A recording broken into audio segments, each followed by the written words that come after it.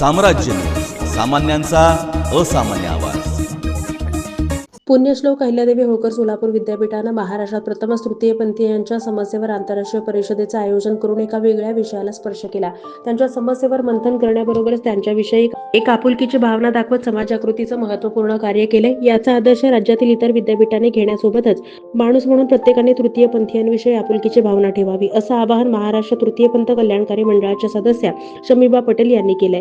त्या म्हणाल्या, आज समाजात तृतीयपंथीयांविषयी दुजाभाव केला जातो। वास्तविक पाहता त्यांच्याकडे संवेदनशीलतेने पाहण्याची गरज आहे। संघर्षमय जीवन जगताना त्यांच्या अनेक समस्या असतात, या सोडवण्यासोबतच त्यांच्याविषयी प्रत्येकाच्या मनात आपुलकीची भावना निर्माण होणं आवश्यक आहे। तृतीयपंथीऐवजी पारलिंगी हा शब्द वापरला पाहिजे। त्यांच्याविषयी गैरसमज आणि भेदभाव न करता माणुसकीची भावना ठेवून नेहमी मदत करावी, असं आवाहन त्यांनी केलं। कुलगुरू प्राध्यापक महानवर म्हणाले, पुण्यश्लोक अहिल्यादेवी होळकर सोलापूर विद्यापीठातील सामाजिक शास्त्र संकुल ब्रिजमोहन फोपलिया यांच्या टीमनं यशस्वीरित्या तृतीयपंथीय आंतरराष्ट्रीय परिषदेचं आयोजन केलंय। अभ्यासक आणि संशोधकांनी यात शोधनिबंध सादर केलेत। प्रत्यक्ष तृतीयपंथी देखील यांनी सहभाग घेतलाय। भविष्य काळात विद्यापीठाकडून तृतीयपंथीयांसाठी सुविधा केंद्र, शिक्षणाची सोय आदी उपक्रम राबवण्यात येतील, असंही त्यांनी सांगितलं। यावेळी कुलगुरू प्राध्यापक लक्ष्मीकांत दावा, समाजसेवक ब्रिजमोहन फोपलिया, डॉक्टर गौतम कांबळे, प्रभाकर कोळेकर आदींनी मनोगत व्यक्त केलं।